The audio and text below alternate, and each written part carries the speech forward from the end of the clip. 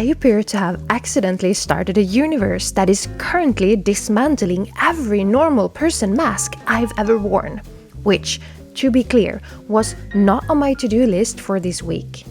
It started with me minding my own business, spiraling a bit, nothing unusual, writing words for feelings the official manual pretends don't exist. But then, all of a sudden, there are now characters, a late-night broadcast radio station, an upcoming field guide for the professionally unpigeonholable, and a cartoon woman who refuses to follow the manual. So, in this video, I'm going to explain what seems to be happening here. How a high-achieving economist in Sweden accidentally birthed a cartoon rebel named Chaotic Wise Girl and an entire accompanying Spiralverse, and why people who've never quite fit the manual keep showing up here like, wait, what is this place and why does it feel familiar? And for some of you, this video is also where the plot twist of the century you definitely didn't see coming shows up. Basically, the Batman origin story reveal, except the dark alley is a fluorescent lit economics lecture hall, the murdered parents are nuance and intuition, and Gotham is just Sweden. Where, compared to Gotham, the most dangerous thing in the streets is usually a passive-aggressive note in the communal laundry room. But regardless of whether that revelation will feel like breaking news or more of a "yeah, we clocked that months ago" situation, today you are getting your first glimpse of Vorat, the centuries-old operating system responsible for things like hustle culture, performance anxiety, and Monday morning meetings where your soul quietly slides under the table, curls into a fetal position and whispers, "This cannot possibly be the point of being alive."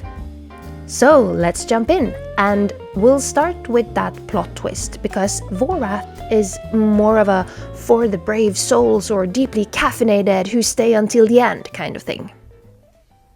Alright, so, shocking confession. Chaotic Wise Girl didn't just crawl out of the void. She clawed her way out of me. I know, plot twist of the century. Definitely not foreshadowed by literally everything I've shared on this channel.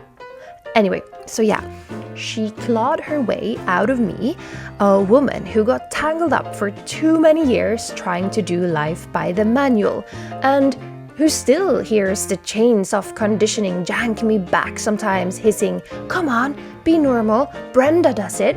You know, Brenda, who claps enthusiastically through team-building exercises and whose spice rack is probably alphabetized by someone who doesn't have a soul crisis at 3 a.m. In my early 20s, the high-achieving, trying my best to be norm-approved mask was basically glued to my face. And honestly, it got me higher on approval than the weed I used to smoke back then ever did. The weed, obviously, was consumed behind closed doors. Very respectable, very discreet, very Swedish. But on the outside, I was all, "Look at me participating successfully in the official important person Olympics, studying at the School of Business, Economics and Law, doing an internship at the UN's Economic Commission in Santiago de Chile."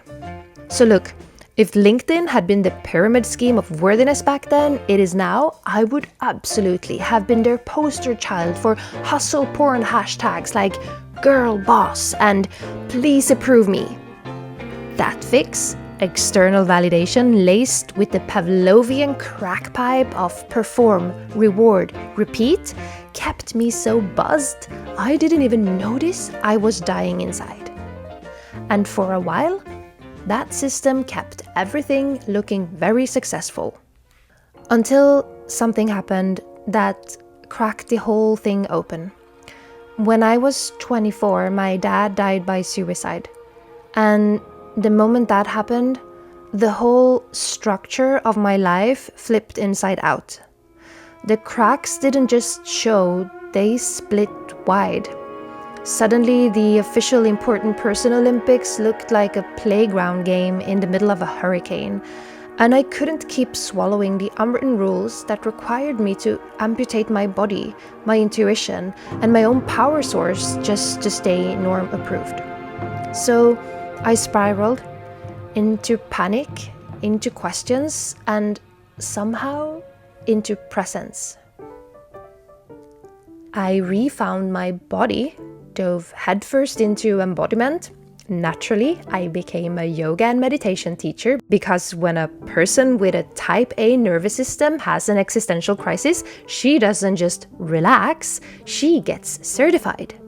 Later, I became a physiotherapist working with mental and sexual health, which was definitely closer to passion than the economics path I'd been on before, but I was still trapped inside a healthcare system that grinds both patients and providers into IKEA flat pack pieces. Bless its tidy linear little heart. Add 2 kids who don't fit the school calendar in the land where everyone is required to exist strictly within the manual, particularly when it comes to the school system, aka Sweden. The let's make sure all kids do school exactly by the manual capital of the world. Eventually, the pressure between who I was and who the manual insisted I should be reached a breaking point. And the only sane response left was, fuck this. A moment now remembered in the Spiralverse archives as the famous fuck it moment. And that's when chaotic wise girl burst out. I'm honestly not even sure how. She muscled her way through like she'd been alive all along, just waiting for her jailbreak. The cartoon, the voice, the spiral that blurts out all the things I'm still too polite to say. And by polite, I mean economically terrified, because let's be real, saying those things has historically meant risking exile from the very financial system you need in order to buy oat milk and pay the mortgage. You know, high treason questions like, are we absolutely sure we should worship the spreadsheet like it's a god? What if reality is slightly more complex than the manual says? Chaotic Wise Girl, on the other hand, doesn't give a single solitary fuck about being career safe. She's basically chain-smoking on the front porch of the worldview that flattens nuance, complexity, sensation, and interconnected intelligence, shouting the quiet parts into a megaphone, while the neighbors clutch their pearls and their "but that's just how the world works" manuals like they're holy relics. And now, Chaotic Wise Girl isn't just mine anymore. There are 41 of you here. Objectively, to the algorithm, that might sound like a rounding error, but subjectively, to me, that feels kind of huge. She'd exist no matter what. She's far too stubborn to be silenced by a lack of engagement, but you being here changes the architecture of the room.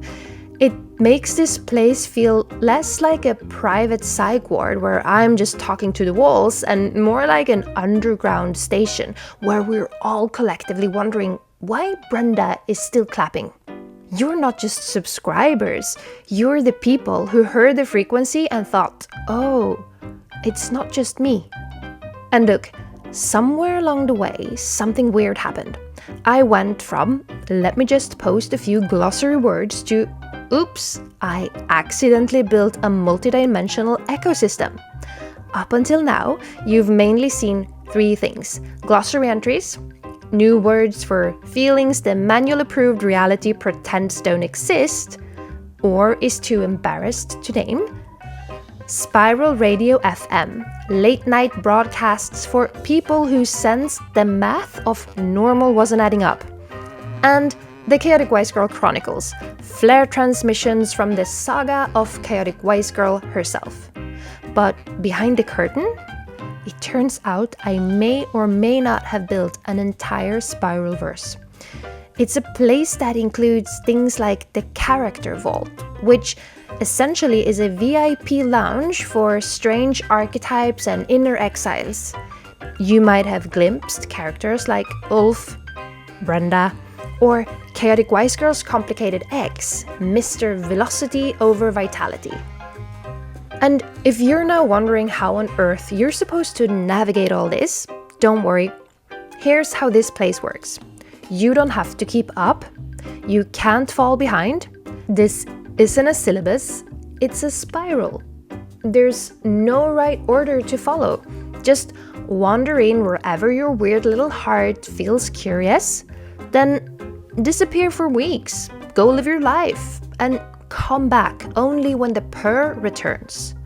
And one day, 3 months from now maybe, you might re-watch a video on your lunch break while Brenda is polishing her Employee of the Month trophy with the sleeve of her Normcore blazer and suddenly go, oh, that O is the only metric that matters here. But just a small warning, the deeper you go into this world, the closer you'll get to something called Vorath. Now, Vorath is hard to describe. He's basically a centuries-old operating system humanity seems to have installed without reading the terms and conditions. And he's responsible for things like your calendar never making eye contact, your productivity apps quietly judging you, and approximately 90% of your self-worth. Vorath lives inside that phantom itch to be productive even when you're exhausted. But we'll get to him in due time. For now, just know this. You don't have to understand everything happening here. As a matter of fact, I don't entirely understand it myself. I'm actually not the one in the driver's seat here. Chaotic Wise Girl is. So honestly, I have no idea where this is going. I'm just in the passenger seat, trying to keep the snacks from spilling and occasionally screaming, "Do we even have a map?" Which, if you stick around here, you'll learn is a very stupid question to ask Chaotic Wise Girl, because Chaotic Wise Girl doesn't really do maps. She prefers breadcrumbs, detours, mild chaos, the kind of navigation system that says trust the vibe instead of turn left. So anyway, here we are, me, Chaotic Wise Girl, a Spiralverse, and zero guarantees this will make any linear sense whatsoever.